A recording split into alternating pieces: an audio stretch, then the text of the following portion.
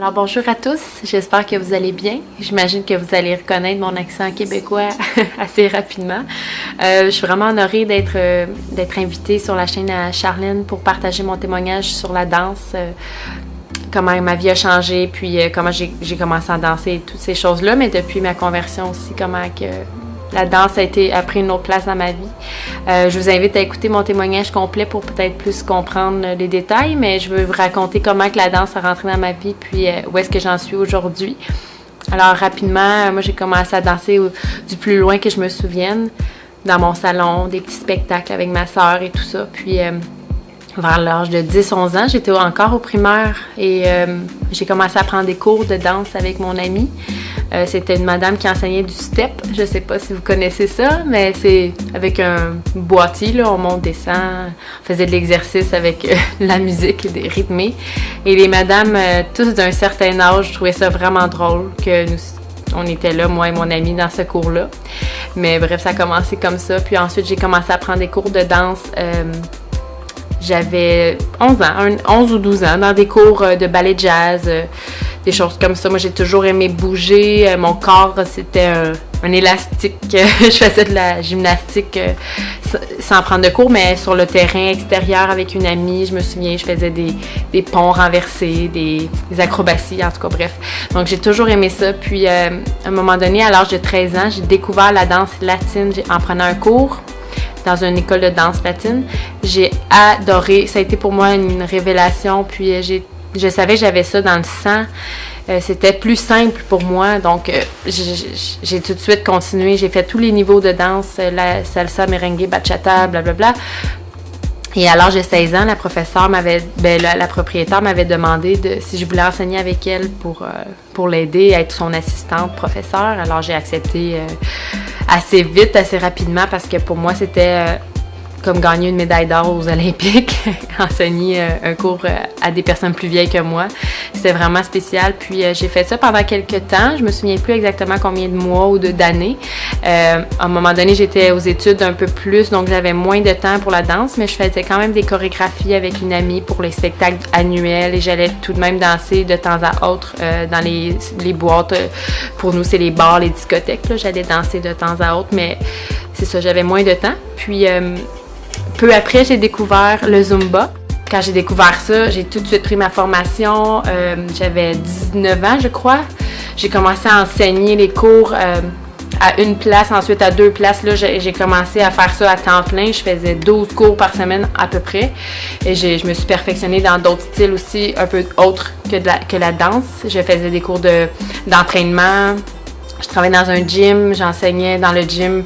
J'étais un peu variée là-dedans, mais j'ai toujours aimé être en forme puis motiver les gens à les encourager en fait à faire de même parce que c'est plus motivant de s'entraîner quand on a une motivation, quand on a quelqu'un pour nous motiver. En tout cas, pour ma part, moi, je sens que c'est vraiment un appel, mais bref. Donc, tout ça pour dire que j'ai fait ça pendant très longtemps. Moi, j'ai 28 ans aujourd'hui, mais j'ai dansé toute ma vie depuis que je suis née, là, mais les cours, c'est ça, depuis que j'avais 10-12 ans, en 2016, j'ai donné des cours pendant 5 ans de Zumba, d'autres styles aussi, là, de cours en groupe et tout ça. Puis je me suis convertie, puis pour moi qui étais athée avant, vous devriez écouter mon témoignage quand il va sortir, ou s'il est déjà sorti, vous pourrez le voir sur ma chaîne. Bref, j'ai vraiment eu une énorme crainte. J'ai tout arrêté. J'ai dit à ma patronne, j'ai dit, je dois arrêter d'enseigner.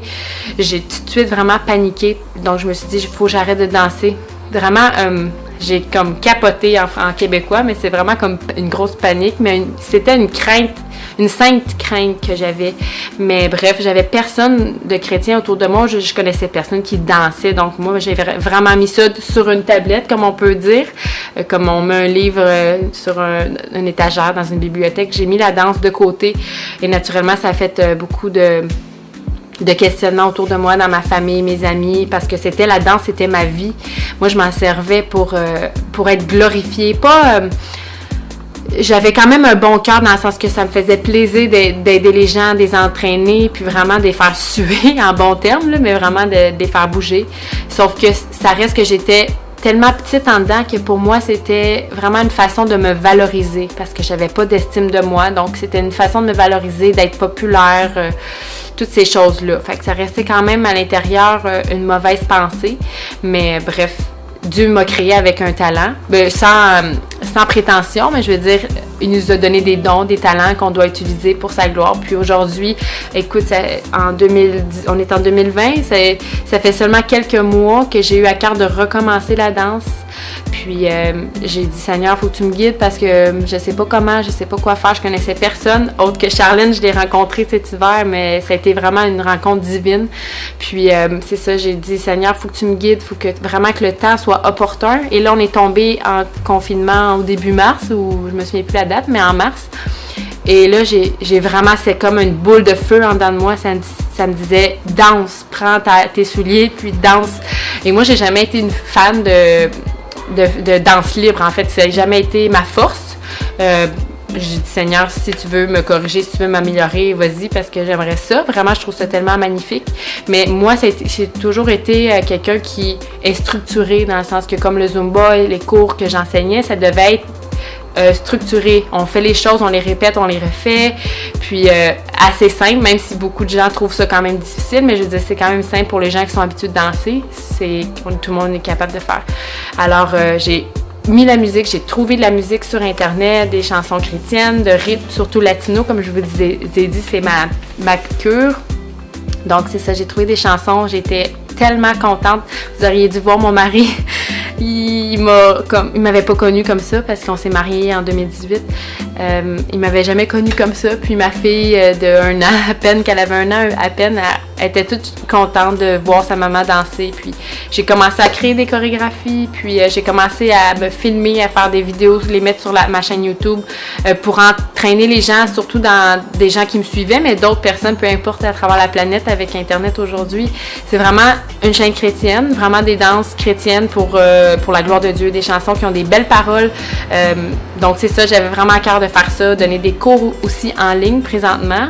On ne sait pas où est-ce qu'on en sera dans quelques mois ou quelques années, mais pour l'instant, j'avais à cœur de faire ça. Naturellement, ça garde en forme aussi, mais la danse, pour moi, c'est dans notre sang, c'est dans mon sang. Puis je suis vraiment, vraiment bénie d'avoir recommencé. Alors, j'espère que ça a pu vous bénir, mon histoire, peu importe l'histoire que Dieu a créée dans ma vie. Puis, je prie que vous puissiez avoir le courage de partager vos témoignages autour de vous. Puis, si vous n'êtes pas converti, ben bref, je souhaite vraiment que vous connaissiez le Seigneur parce que sans lui, on n'est rien. Puis, on réalise malheureusement trop tard, ou pas trop tard, mais je veux dire, on réalise quand on vit des grosses choses, puis des fois on se dit pourquoi je l'aurais pas connu avant, mais il est jamais trop tard. Puis je vous dis, il a changé ma vie vraiment dans tous les sens. J'aurais jamais été où est-ce que je suis présentement si c'était pas de lui. Alors je vous bénis, puis j'espère que le petit vidéo pourra vous plaire. Partagez si vous aimez. À bientôt!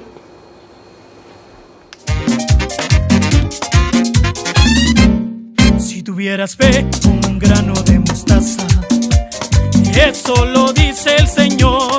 Si tuvieras fe como un grano de mostaza, eso lo dice el Señor. Tú le dirías a esa montaña, muévete